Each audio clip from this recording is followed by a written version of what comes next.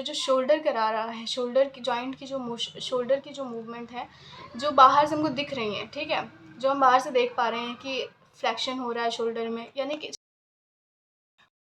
अब एग्जाम्पल के तौर पे समझते हैं कि हम अगर रिस्ट की बात करें, ठीक है, तो wrist extension, wrist flexion, radial deviation, ulnar deviation, ये सारी चीज़ें जो है ये ओस्टियोकाइनेमेटिक्स का पार्ट है।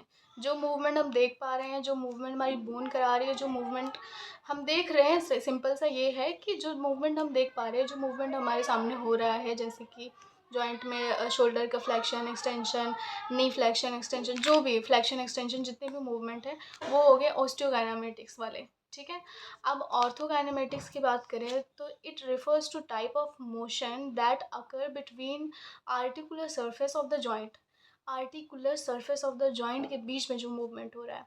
जैसे कि हम शोल्डर की बात करते हैं तो शोल्डर का क्या हो रहा है कि ग्लेनॉइड फोसा है और ह्यूमरल हेड है, ह्यूमरल हेड के और ग्लेनॉइड फोसा के बीच में जो मूवमेंट हो रहा है, ठीक है, ये सारे जो मूवमेंट है ये हो गए ऑर्थोकाइनेमेटिक्स।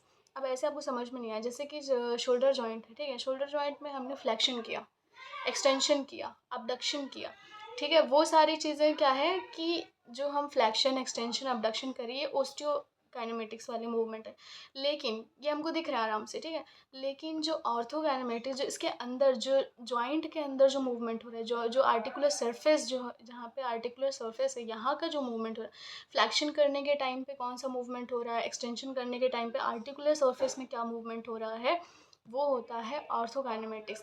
अब इसके 3 मूवमेंट होते हैं, यानी कि रोलिंग, स्पिनिंग और स्लाइडिंग, ये तीनों में से कोई भी मूवमेंट हो सकता है, ठीक है। तो रोलिंग क्या होता है कि ये जो मूवमेंट होगा ये होगा रोलिंग का, ठीक है।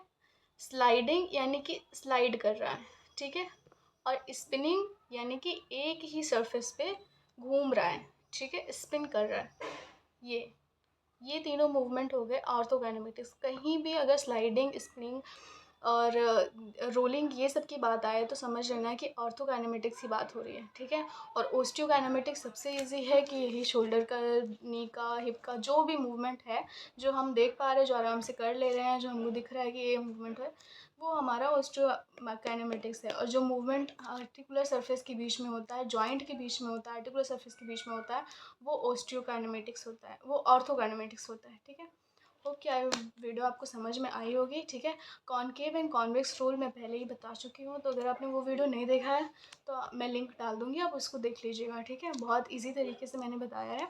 यहाँ पर थोड़ा सा एग्जाम्पल है, ये जो है ये है रोलिंग का एग्जाम्पल, ठीक है। यहाँ पे ऑर्थोकाइनेमेटिक्स, ये जो है ऑर्थोकाइनेमेटिक्स के मूवमेंट का एग्जाम्पल है। ये रोलिंग हो रहा है, एक जगह से दूसरी जगह पे जा रहा है, ठीक है। ये है रोलिंग, ठीक है। दूसरी चीज़ है, ये बात कर रहे हैं स्लाइडिंग की। स्लाइडिंग मतलब ये स्लाइडिंग या ये स्लाइडिंग, ठीक है। स्पिनिंग यानी कि एक ही जगह पे मूव कर जा रहा है बोन, ठीक है, ये हो गया स्पिनिंग, ठीक है। आई होप कि आपको वीडियो समझ में आई होगी। अगर अच्छी लगे तो प्लीज़ लाइक करिएगा। Thank you so much.